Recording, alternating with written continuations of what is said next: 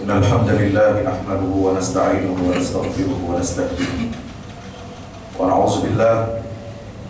ونعوذ بالله من شرور أنفسنا ومن سيئات أعمالنا إنه من يهده الله فلا مضل له ومن يضلل فلا هادي له أشهد أن لا إله إلا الله وحده لا شريك له وأشهد أن محمدا عبد الله ورسوله لا نبي بعده اللهم صل وسلم وبارك على نبينا محمد وعلى آله وأصحابه ومن تبعهم بإحسان إلى يوم القيامة.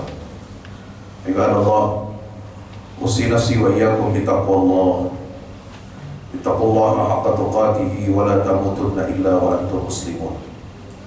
Hadirin ma'asyiral muslimin, jamaah Jumat yang insya Allah mudah-mudahan kita semua senantiasa dimuliakan dan diridhai oleh Allah Subhanahu wa Ta'ala.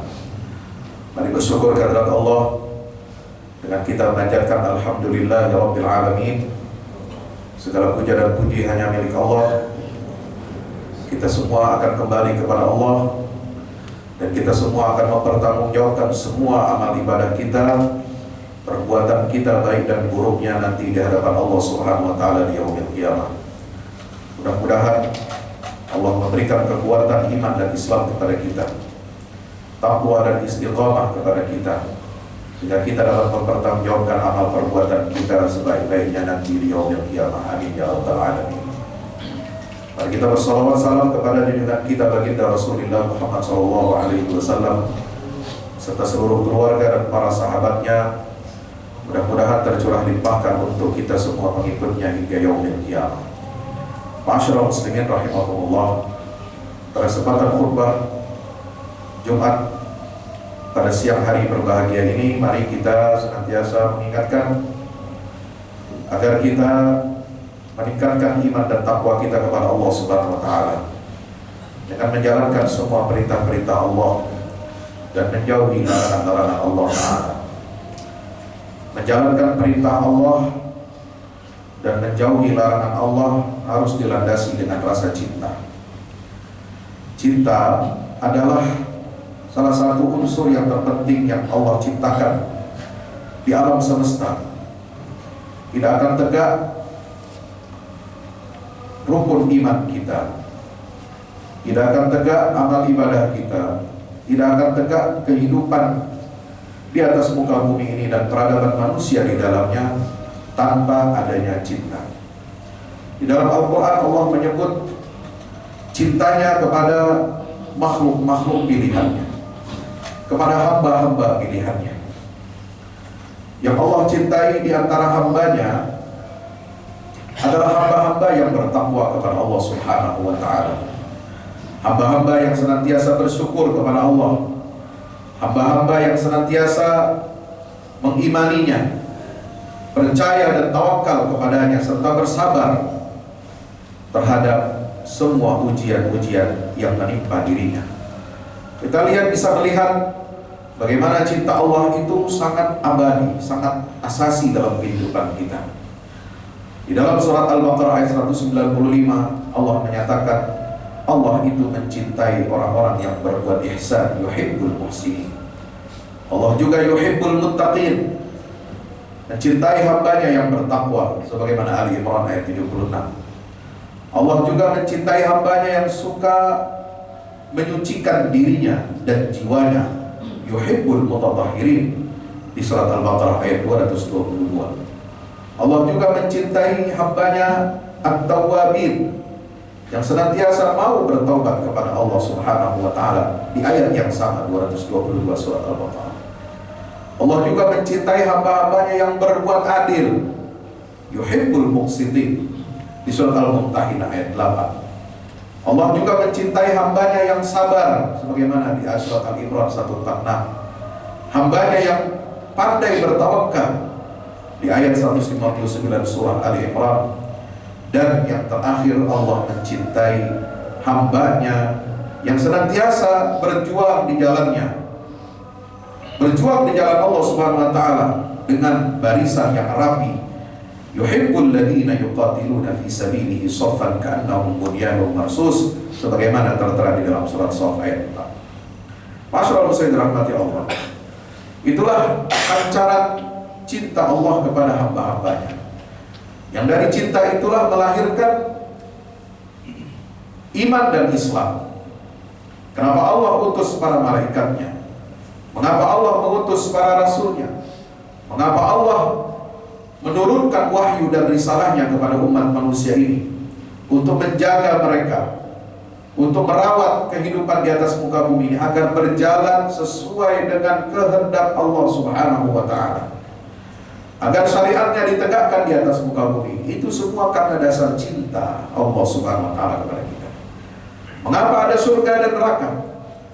Karena Allah tidak menyukai hamba-hamba yang berbuat lacur, berbuat kerusakan, berbuat hina di atas muka bumi ini. Sebagaimana Allah mengatakan bahwasanya Dia tidak mencintai hambanya yang suka melampaui batas, la yuhibbul mu'tadin, dalam surah Al-Baqarah 190. Allah tidak menyukai atau tidak mencintai perbuatan al-fasad, kerusakan, di surah Al-Baqarah ayat 205. Allah tidak mencintai atau membenci setiap hamba yang kufur terhadap nikmat, lagi dia banyak berbuat dosa. La yuhibbu kulla kaffarin athim, sebagaimana dalam surah Al-Baqarah ayat 276. Allah juga tidak mencintai hambanya yang kufur atau yang kafir dari agama Islam ini. La yuhibbul kafirin, sebagaimana surah Ali Imran 32. Sebagaimana Allah juga tidak mencintai atau membenci hambanya yang berbuat zalim. La yuhibbuz zalimin, sebagaimana surah Ali Imran ayat 57. Dan juga Allah tidak mencintai atau membenci hamba yang suka berbuat sombong dan membangga-banggakan dirinya. La yuhibbu man kana mukhtalan fakhura. Dan yang terakhir, Allah tidak suka hamba yang suka berkhianat alias membenci mereka. La yuhibbu man kana khawanan athima, la yuhibbul kha'inin.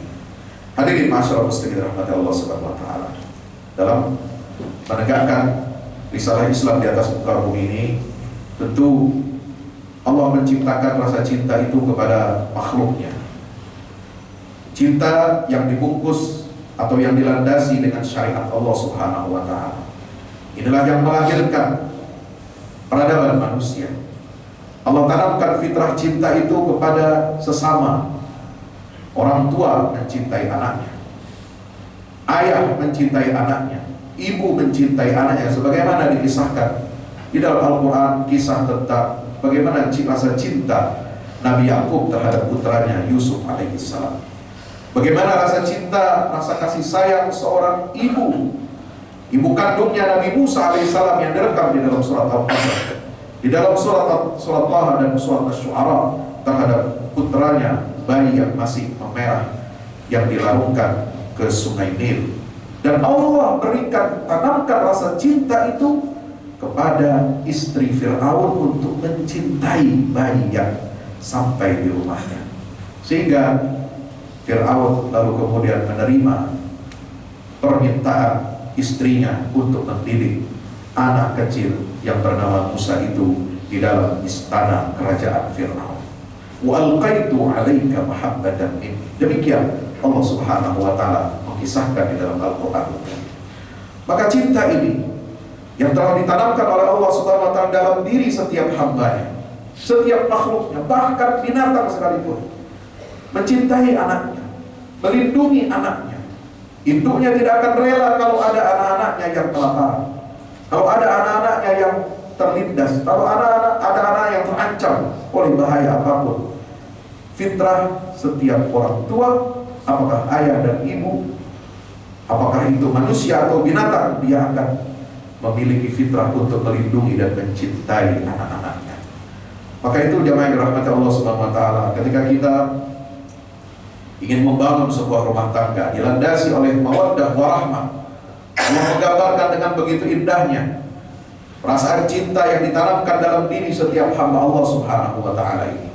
Ayat yang sangat populer yaitu surat Ar-Rum ayat 21 yang sering ditulis di undangan-undangan untuk menghadiri acara walimatul nikah atau akad nikah. Kita tahu kalau bulan Muharram adalah bulan setelah beribadah haji, banyak sekali di antara kita umat Islam yang menyelenggarakan resepsi atau acara akad pernikahan. Sering ditulis ayat ini di undangan-undangan yang sampai kepada kita. Wa min ayatihi an khalaqalakum min anfusikum azwajan litaskunu ilaiha wa ja'ala bainakum mawaddatan wa rahmah. Inna fi dzalika laayatin liqaumin yatafakkarun. Di antara tanda-tanda kebesaran Allah adalah Dia ciptakan untukmu pasangan hidup dari jenismu sendiri. Allah ciptakan untuk kita pasangan hidup, tentu yang berlawanan jenis. Karena dengan adanya lawan jenis inilah lahirlah apa yang disebut dengan reproduksi manusia. Allah menghendaki untuk menciptakan bumi ini dengan isinya, dimakmurkan oleh manusia. Wa batha minhuma rijalan katsiran wa nisaa'a wattaqullaha alladzi tasaaluna bihi wal arham innallaha kana 'alaikum raqiba. Allah menghendaki kita manusia di atas muka bumi ini untuk melakukan reproduksi. Dan satu-satunya cara untuk melakukan reproduksi di atas muka bumi ini adalah dengan cara pernikahan.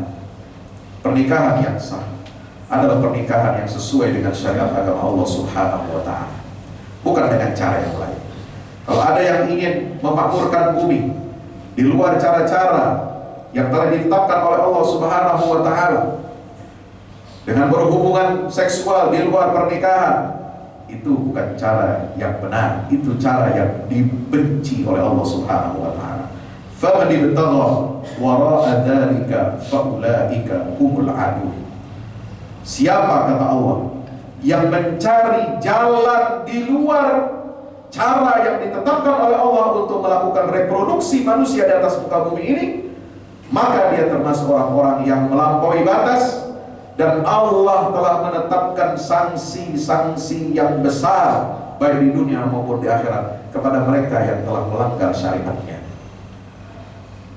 Ada yang berpikir untuk mengatasi permasalahan di atas muka bumi ini, ledakan penduduk, kita harus mengurangi jumlah penduduk manusia ini. Dengan cara bagaimana? Dengan cara melakukan perkawinan sesama jenis. Nauzubillah, na'udzubillah, untuk mengurangi jumlah penduduk manusia. Ini juga tidak dibenarkan oleh Allah Subhanahu wa Ta'ala. Tidak ada cara yang lebih baik, yang lebih indah, dan mendapatkan jaminan keselamatan di dunia dan di akhirat untuk kemaslahatan manusia itu sendiri di dunia dan di akhirat, kecuali dengan kita mengikuti syariat Allah Subhanahu wa Ta'ala. Mirisnya, kita pada saat ini banyak sekali fitnah-fitnah di atas muka bumi ini, kerusakan-kerusakan moral, kerusakan-kerusakan mental yang disponsori atau dipropagandakan oleh kekuatan-kekuatan besar di atas muka bumi ini untuk mempropagandakan agenda free sex, kebebasan seksual. Apakah kebebasan seksual itu berupa homoseksual, lesbianisme, atau kebebasan seksual itu berupa kampanye untuk menyebarkan bagaimana anak-anak kita melakukan hubungan seks yang aman di luar pernikahan. Ini sangat berbahaya bagi umat manusia di atas muka bumi. Makanya Allah Subhanahu wa Ta'ala menyatakan begitu pentingnya perkawinan ini, pernikahan ini, dalam satu ayat yang sangat penting di dalam surat Ar-Rum ayat 21. Di antara tanda-tanda kebesaran Allah Subhanahu wa Ta'ala adalah Dia menciptakan untuk kalian dari laki-laki maupun perempuan azwajan, dari jenis kalian itu sendirilah kalian akan mendapatkan pasangan hidup. Untuk apa? Litaskunu ilaiha, agar kamu mendapatkan ketenangan hati. Ketika kita menikah, ketika kita menemukan pasangan hidup kita, hati kita menjadi tenang. Yang kedua, dan Dia menjadikan di antara kamu itu rasa gairah cinta dan kasih sayang. Wa ja'ala bainakum mawaddatan wa rahmah. Inilah 3 tujuan kenapa kita menikah di atas muka bumi, agar pasangan hidup itu menjadi tenang, tidak mencari-cari lagi dengan siapa dia akan menjalani hidup dan tua bersama, agar pasangan itu bisa menyalurkan hasrat, gairah, mawaddah seksual. Dan yang ketiga, agar setiap pasangan itu bisa menyalurkan dan merasakan kasih sayang baik dalam kondisi suka ataupun duka. Masyaallah muslimin yang bahkan Allah Subhanahu wa Ta'ala. Sebab itu mari kita senantiasa menanamkan pentingnya di bulan-bulan Muharram, di bulan-bulan Zulhijjah kemarin, dan bulan-bulan biasanya setelah hari raya, seringkali umat Islam ini melaksanakan atau orang tua muslim melaksanakan akad nikah untuk putra dan putrinya. Mari kita untuk saling mengingatkan. Tawassaw bil haq, tawassaw bis sabr. Barangkali saudara tidak banyak tahu dan tidak banyak belajar tentang ilmu pernikahan ini. Padahal di dalam Al-Quran begitu banyak diungkapkan oleh Allah Subhanahu wa Ta'ala. Ilmu membangun rumah tangga tidak bisa kita dapati di bangku sekolah. Ilmu bagaimana memanage hasrat seksual kita tidak bisa kita dapati di bangku sekolah sesuai dengan syariat Allah Subhanahu wa Ta'ala. Hanya dengan kita membaca Al-Quran, hanya dengan kita mengkaji sunnah dari Nabi kita Muhammad SAW, kita baru bisa mendapati bagaimana cara kita membangun dan membahagiakan keluarga kita dari dunia sampai di akhirat nanti. Masyaallah muslimin yang dimuliakan Allah Subhanahu wa Ta'ala. Maka tujuan Islam menetapkan 5 fungsi kita kenapa kita menikah. Ini sesuai dengan maqasidus syariah. Maqasid syariah kita dalam Islam ini ada 4. Kenapa Allah turunkan syariat yang begitu lengkap, yang begitu sempurna dan komprehensif untuk kita, adalah untuk menjaga 5 hal. Yang pertama adalah untuk menjaga agama kita. Yang kedua adalah untuk menjaga akal pikiran kita agar sehat. Yang ketiga adalah untuk menjaga keturunan kita, reproduksi. Yang keempat adalah untuk menjaga harta. Dan yang kelima adalah untuk menjaga jiwa kita.